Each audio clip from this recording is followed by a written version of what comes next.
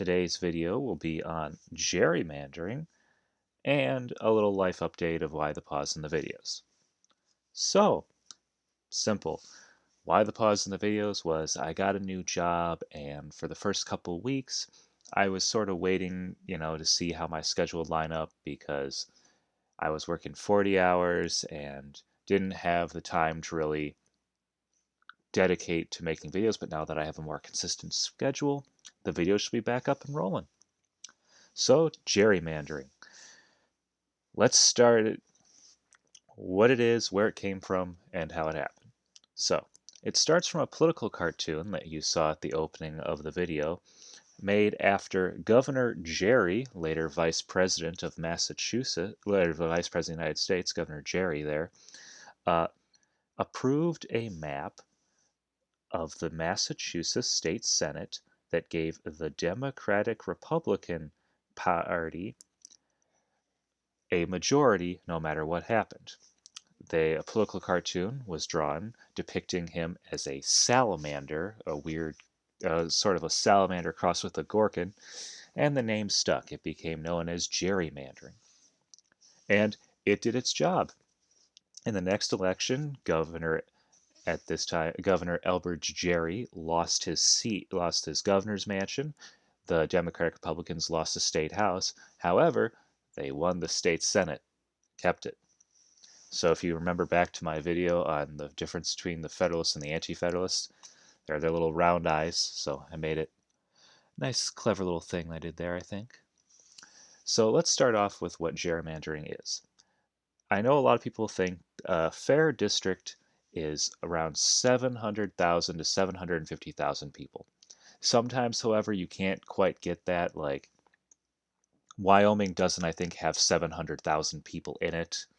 Vermont does not have has more than 700,000 people, but not enough to where it could warrant a second congressional seat. I also know a lot of people like the idea of having square districts, but sometimes you just can't for certain reasons, just local geography, where people live, who lives where.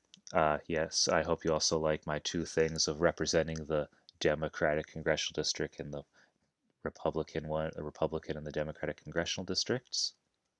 So here's how it's done. Here are the two simplest messages. You can crack a district, which is instead of um, if you have, say, a population of Democrats who lives in one area, you can break them up and put them with a population of Republicans.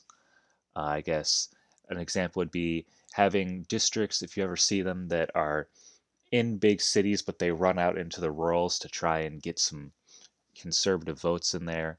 You can pack districts, which is where you put a bunch of like-minded people in one area. That's very common.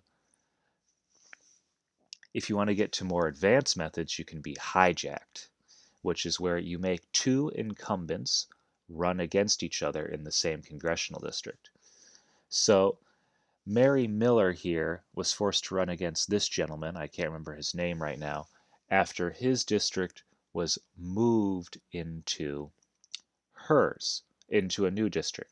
That kidnapping is when you take someone's district and pull them and redistrict their house into someone else's. So she moved to her what would be her new district and defeated him in a primary.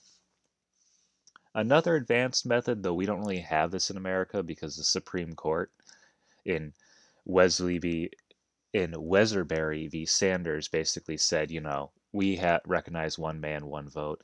Rotten boroughs is an English term for people who had parliament seats or lord seats that didn't have any people in them. Like you'd have a state senate district of unequal representation. The Supreme Court said, oh no, you can't do that anymore. There's creative geography. You have the famous headphone district in Chicago, which was essentially connected by just a street at one point. Dan Crenshaw's eye patch. This is also an example of being of cracking. That's Houston, downtown Houston. Look, his district goes all the way out into the weird burbs. There's prison gerrymandering. This was common in Michigan. There are a lot of state house and state senate seats that loved having prisoners uh, in their districts so that they could, get five or those thousand people in that 60,000 seat house district that didn't vote. Now, here's the big one you hear a lot of: racial gerrymandering, which is bad. It's illegal to gerrymander people based on race. However, you can draw congressional districts that give historically disadvantaged populations a congressional seat. And this was a big thing in my home state of Michigan over here, was that there was going to be no black congressional person in Detroit, even though just based on the way the primaries. But you cannot draw like we're going to put all African Americans or Latinos in this district. You can have a district that's majority Latino with the goal of getting a Latino congressman, but you can't have a district that's majority Latino to pack them, if that makes sense. So a big question is, why is gerrymandering bad? Well, it hurts elections. People have the right to vote. I don't think a lot of people advocate for proportionalism, but like if you get 52% of the vote, you should not just win one seat overall. If you win 52% of the vote, maybe it should look a little bit more like 45-48 as opposed to 63-36. So, ways to defeat gerrymandering. I wish I could tell you something easy. It's voting. You know, Independent state legislator districts work great, except when they don't. Uh, Vote for Supreme Court candidates who will strike down, um, you know, gerrymandered maps. There's the dark way, which is just gerrymander your own state if you're the opposition party to, ensure that you can't lose. Like, for example, what Dems did in the House elections in New Mexico. And Nevada, what they did here, that's pretty impressive. One where they could survive a 15-point loss and still pick up 2 seats in the state assembly. That is something special.